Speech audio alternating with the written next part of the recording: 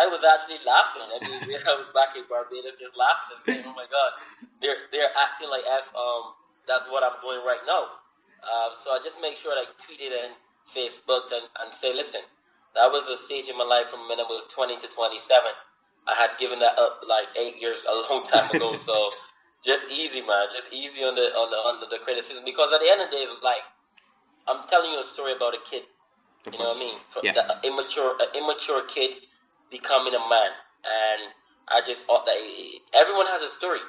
It's up to you if you want to write that story or if you want to keep that story to yourself. So I didn't mind sharing it, because my life is, people are going to criticize me no matter what. I mean, they have to always criticize me. I mean, so at the end of the day, I'm who I am. I accept who I am, and I love who I am.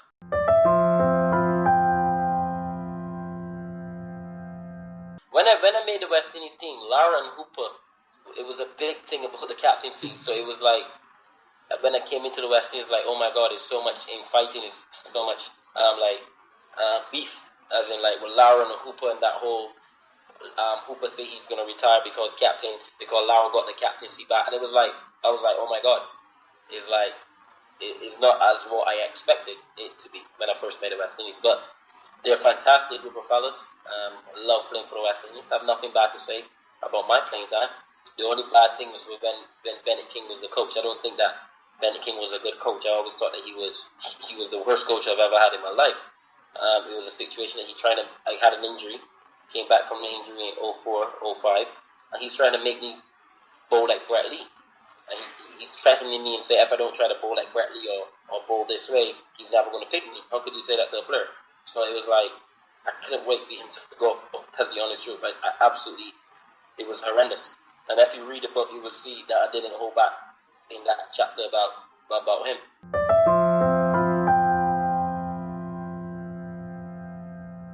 Pitches. And that's it.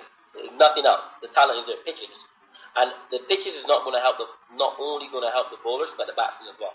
Because when we go to Australia and the ball sort of bounce and swing and stuff, you can play better with hands. You can leave alone the balls. If you have flat wickets, you always tend to go at the ball all the time. The batsman going at the ball. So when the ball sort of bounce, you find the guys get nick off, glove off, because they're not accustomed to the ball bouncing. And that's what has to improve. The pitches. That's all. The pitches. The stadiums are good.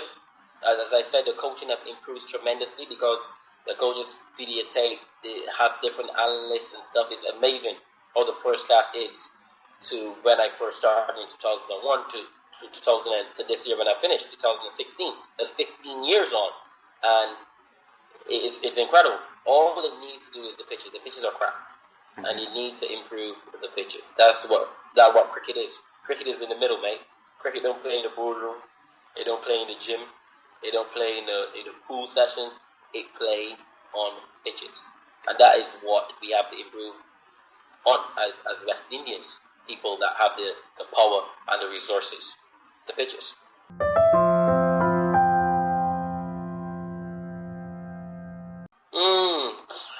That's a tough one. The West Indies will need some women on it. That's the truth. To make some decisions, because I always believe when too many men are making decisions for other men, right, there's a hint of jealousy in there all the time. Because I got some guys on the board saying, look, Chris Gill, we don't need to pick Chris Gill. Chris Gill is making $10 million in the IPL. Okay. We don't need to pick him. So you need some women in there that's going to make good decisions. And that's what I said in my book. We need women in the board. And a woman makes everything much better, mate. Decision making. Your mother makes the best decisions ever, mate. I mean, your father's always going to be hot-headed and big-chested and blah, blah. And then the wife songs off and everything is good.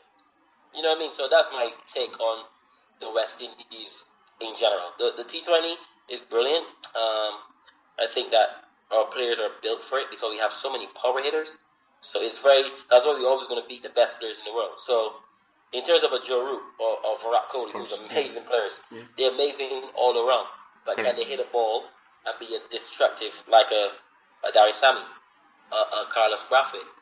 You know what I mean? Andrea Russell? No, because at the end of the day, it's all about power hitting in T20. So those guys are always going to be good power hitters. But Test cricket is what is important to me. I love it. And I would encourage any young cricketer to strive for that, because that's the ultimate. Playing 5 days of a Test match getting up every day, every morning to that ground and working. That is what Test cricket is about. That is what real cricket is about.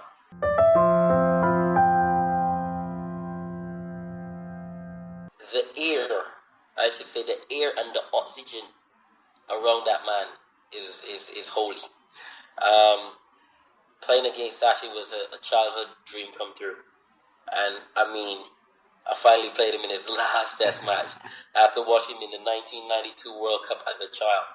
Like, it was like phenomenal. I was like charging in, bowling as quickly as I can to the man, because not that I didn't want his wicket, but I wanted to impress him. I wanted to say, look, you know, I wanted his respect, and he gave me the respect, and I was like, that's all I needed.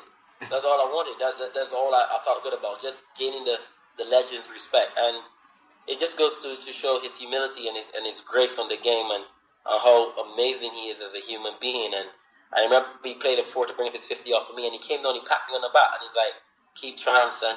You know, those things, as a 10-year-old, as a 10-year-old watching Sachin Tendulkar, and then to bowl at him in his final Test match, and he's saying that to me, is amazing.